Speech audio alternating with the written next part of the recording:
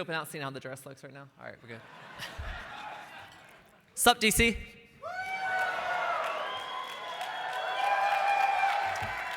That's a little better. And to my senator, Senator Warner, thank you so much, not just for the warm introduction, but for taking care of the United States of America right now.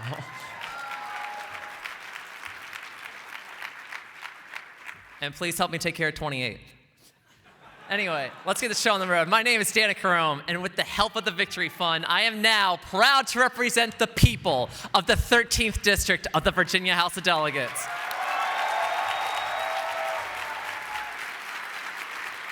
I was here last year, y'all, and here we are now.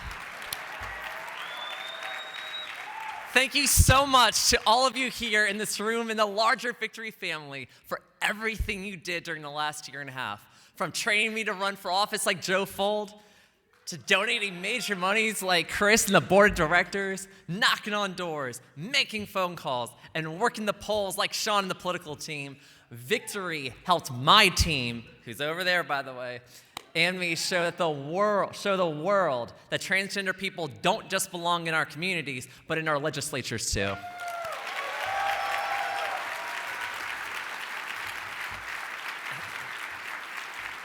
And it's in the legislature that I prove to the people of the 13th District and to all of you here today that what I said would be my legislative priorities are what I actually focused on in Richmond this year, like working to bring down the cost of commuter rail projects and, of course, fixing Route 28.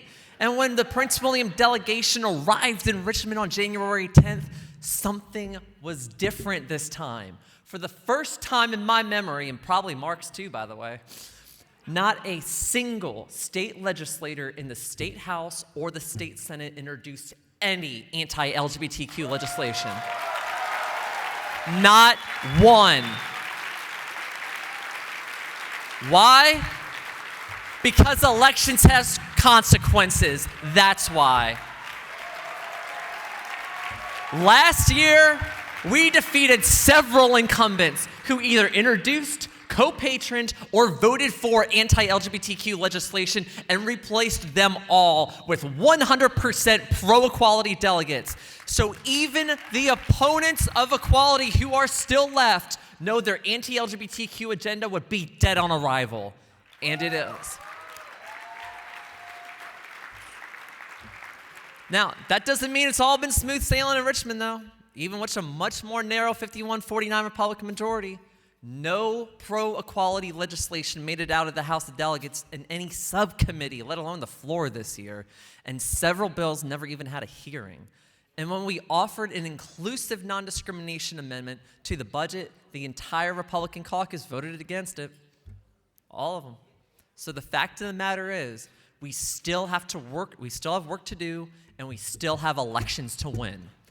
That doesn't mean, though, that we give up in the present. Rather, that means we double down at home, and we work for change in the communities where we live. In fact, less than 2 weeks after we together won the Democratic primary last year, I joined a room full of equality advocates as we watched and celebrated together when the Prince William County School Board voted 5-3 to include sexual orientation and gender identity in its non-discrimination policy in the second largest locality in Virginia. And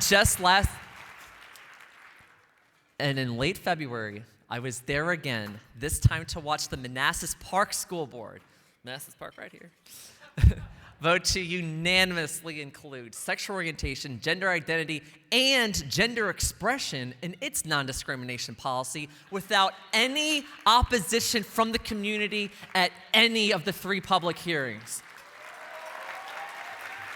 Not even an email of opposition. 1 year ago, we didn't have any of those two protections in the two localities I now represent. Now, we're 2 for 2, but we know we've got a lot more work to be done. And in the 13th District, we have work to be done for every student whose parents carry a school lunch debt, for every minimum wage earner who can't afford health care but doesn't qualify for Medicaid, for every amputee whose insurance company won't cover the cost of a mechanical prosthetic device, and every parent who outlived their child because of suicide. Those are stories all from my constituents. My constituents are the ones who told me those stories, and they're who I fought for in the General Assembly this year, including the 3,700 of them who will be covered if we vote to expand Medicaid this upcoming week.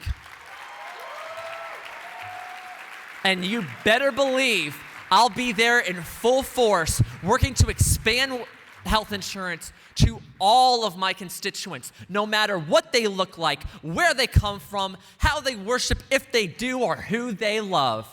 That's because some of my constituents are transgender, needing to transition. Some of my constituents are gay, needing IVF or PrEP. Some of my constituents are amputees, needing a limb. And some of my constituents are autistic, just needing a chance. Some of my constituents are poor, or sick, or disabled, or addicted, or abused, or young and pregnant, or homeless and alone. And some just can't take it anymore, and they don't know how they're going to make it through the night. And some of my constituents deal with all sorts of health care and financial obstacles as they overcome those challenges every single day. And what do they all have in common? They're all my constituents, and I'm here to serve them. All of them. All of them. And I know Mark feels the same way, by the way.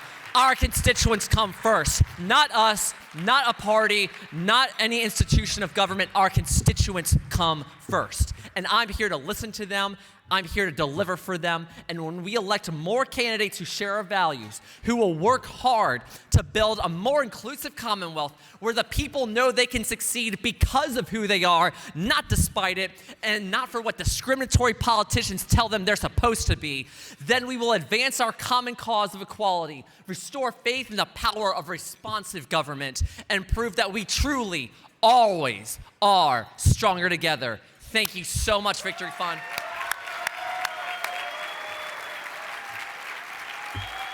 And now, I'm thrilled to introduce to you a rock star of LGBTQ politics and the movement for equality. The first LGBTQ mayor of a major American city, and now the president and CEO of the Victory Fund. Y'all give it up for my personal hero, former Houston Mayor, Annise Parker!